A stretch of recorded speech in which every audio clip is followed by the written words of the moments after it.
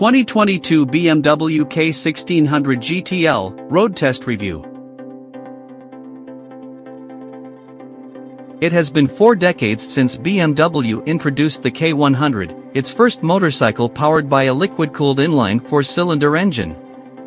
Known as the Flying Brick, the 987 cubic centimeters 4 was laid on its side, with the cylinder head on the left and the crankshaft on the right. In 1988, the K100 became the first motorcycle equipped with anti-lock brakes.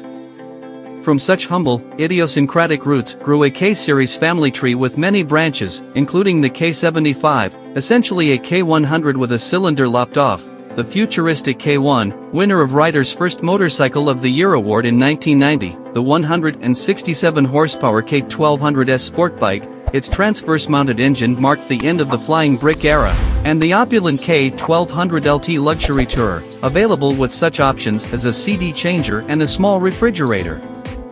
BMW gave its K-Series a clean-sheet reboot for 2012 when it launched the K1600 GT Sport Tourer and K1600 GTL Luxury Tourer. Compared to its K1300 predecessor, the K1600 engine grew from 4 cylinders to 6, and displacement increased from 1,293 cubic centimeters to 1,649 cubic centimeters. The perfectly balanced, incredibly smooth inline 6 was, and still is, one of the best engines ever stuffed into a production motorcycle. Mild and unassuming at cruising speeds, a hard twist of the right grip releases a whale like a long-tailed cat caught under a rocking chair. Generating 160 horsepower and 129 lb-ft of torque at the crank, the engine supplies stump-pulling grunt at any RPM in any gear. At the K1600 GT/GTL World Press Launch in South Africa, my colleague Kevin Duke, at the time editor-in-chief at motorcycle.com, now EIC at American Rider, demonstrated the 6 prodigious torque by pulling an impressive wheelie on the nearly 800 pounds GTL. With features such as throttle-by-wire, ride modes, lean-angle adaptive traction control, electronically adjustable suspension, and an industry-first cornering headlight, not to mention class-leading comfort, wind protection, and storage capacity, the K1600 GT and K1600 GTL were groundbreaking machines in their respective segments. The K1600 GTL was the unanimous choice for Ryder's 2012 Motorcycle of the Year award. The K1600 platform makes the most sense parked under the GTL Luxury Tourer's standard equipment, we said. Stacked against its Luxo competition, the Honda Goldwing, the GTL offers less weight, more power and load capacity, and, if the owner of one wants more of a sport touring experience, the top trunk is easily removed, and it fits and is offered as an accessory for the GT. Comfort is equal to or better than anything in the luxury touring class, and the GTL steers, stops, and handles like it weighs even less than its 776 pounds ready to ride. Aluminum anniversary.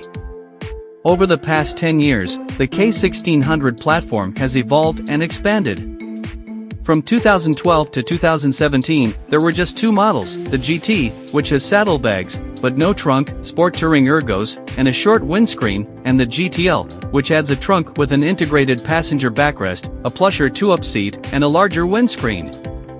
For 2018, BMW introduced the K1600B Bagger, which has a tubular handlebar, streamlined saddlebags, and a lower profile than the GT thanks to a shorter windscreen, lower seats, and less suspension travel. Next came the K1600 Grand America, which is to the B what the GTL is to the GT, with a trunk, a taller windscreen, and more generous rider and passenger accommodations. In all, I've probably logged 15,000 miles on various K1600 models.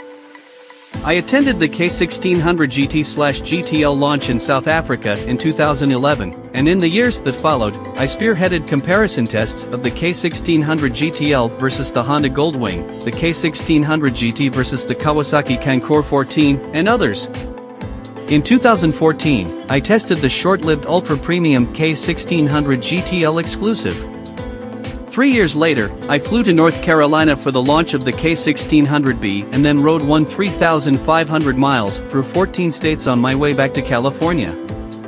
And in 2018, my wife, Carrie, and I picked up a K1600 Grand America from BMW's headquarters in New Jersey and spent a week riding it through New York, Connecticut, Massachusetts, and Vermont on our way to win from the Americade Rally.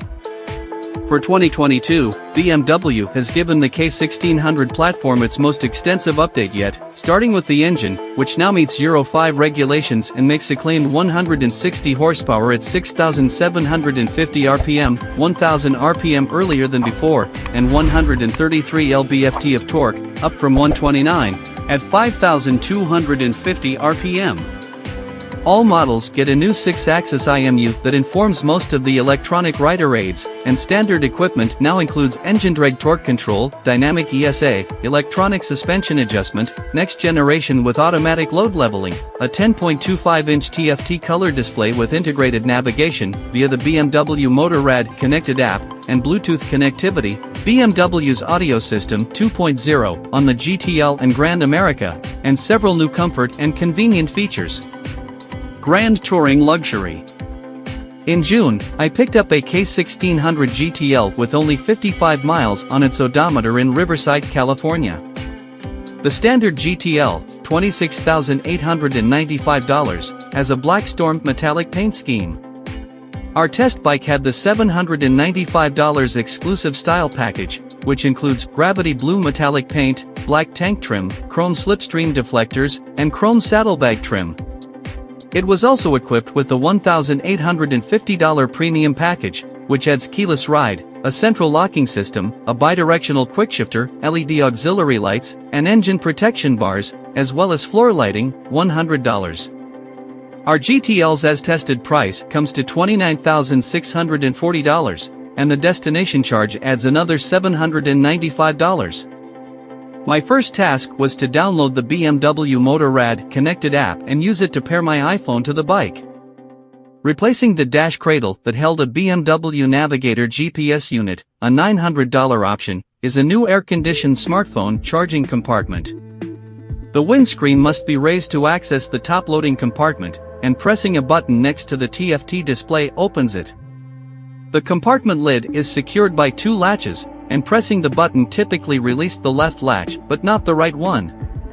The button and latches were bulky through our test, and my iPhone 12 Pro with its slim OtterBox case was a tight fit, making it sometimes difficult to get both latches to catch when I pressed down on the spring-loaded compartment lid. To use the app's turn-by-turn navigation, I had to set the app's location access on my iPhone to always and change the phone's display auto-lock, sleep mode, to never, both of which accelerate battery drain.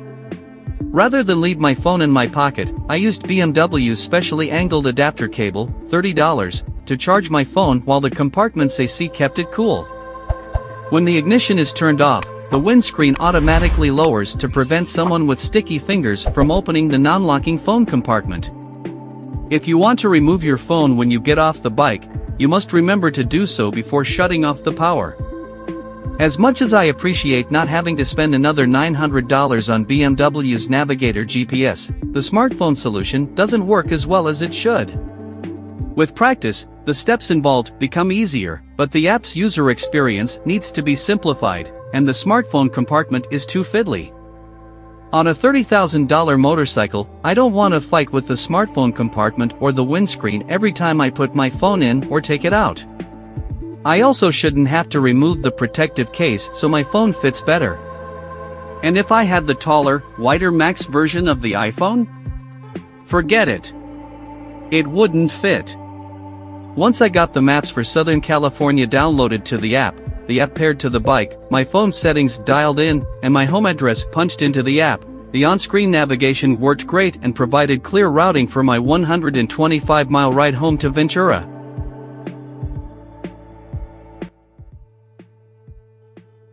Thanks for